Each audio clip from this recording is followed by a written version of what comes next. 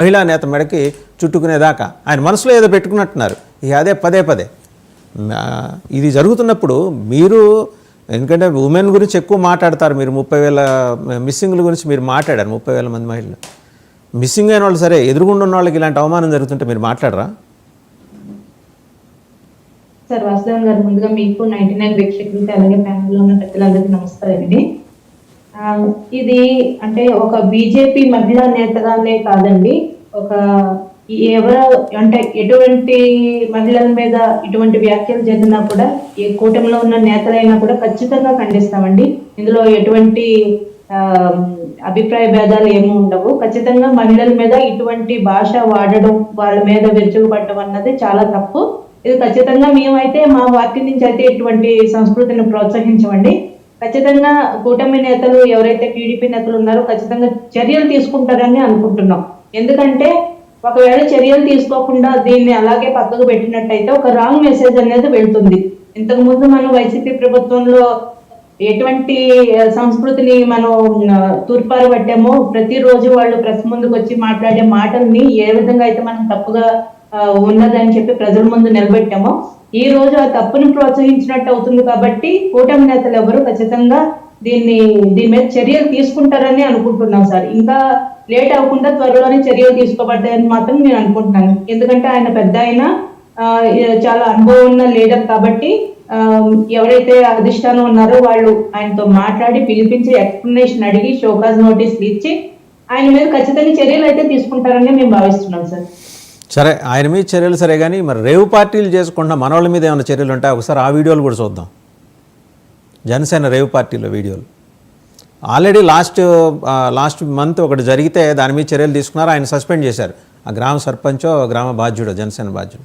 ఒకసారి ఆ వీడియో కూడా చూద్దాం. మీరు మీ జనసేన నాయకులేట, అది కూడా గోదావరి జిల్లాలోనే జరిగింది. డిసెంబర్ 31 రాత్రి జరిగింది.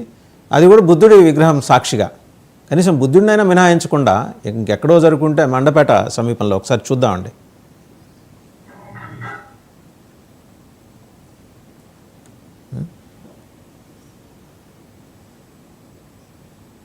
చాలా ఓపెన్గానే అంటే వీడియోస్, మరి ఆ పార్టీకి అటెండ్ అయిన వాళ్ళు కనీసం జాగ్రత్తలు కూడా తీసుకోవాలా. అటెండ్ అయిన వాళ్ళే ఎవరో లీక్ చేసి ఉంటారు.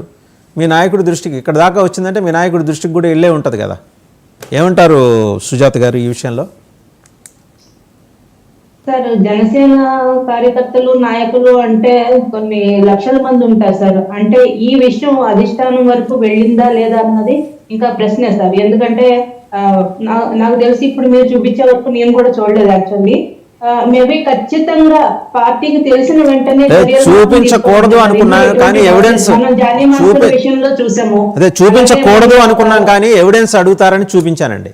ఉందా లేదా అంటే ఏదో ఖచ్చితంగా చర్యలు అయితే ఉంటాయి సార్. చోటా మోటా నాయకులు వాళ్ళు అంటే పార్టీలో అంతగా గుర్తింపు లేని లీడర్లు అయి ఉండొచ్చు. పెద్ద లీడర్లు అయితే ఈ పార్టీకి అందరికీ తెలిసేది.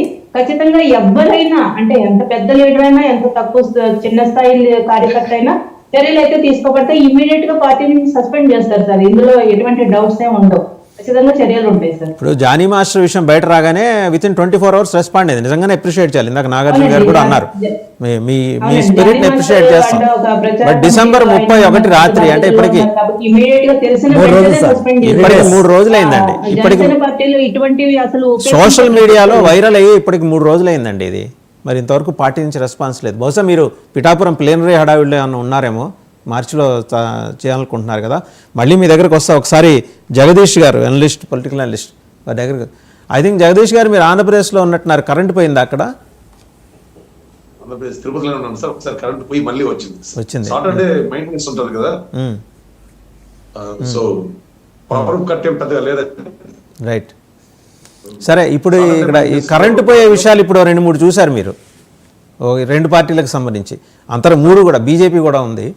ఏమన్నా ఉంటే కూర్చొని మాట్లాడుకోవాలి అక్రాస్ ద టేబుల్. అయ్యా ఇట్లాంటి గొడవలు వద్దు, మనం అందరం కలిసి చేసుకుందాం. అది ఏదైనా ఒక కొంచెం బియాండ్ చట్టానికి అయినా సరే కలిసి చేద్దాం, ఐకమత్యంగా చేసుకుందాం అనేదో మాట్లాడుకోవాలి. కానీ రోడ్డును పట్టం ఏంటండి? ఇంకా ఆంధ్రప్రదేశ్లో ఇవి తప్పితే ఇష్యూస్ ఉంటలేదా?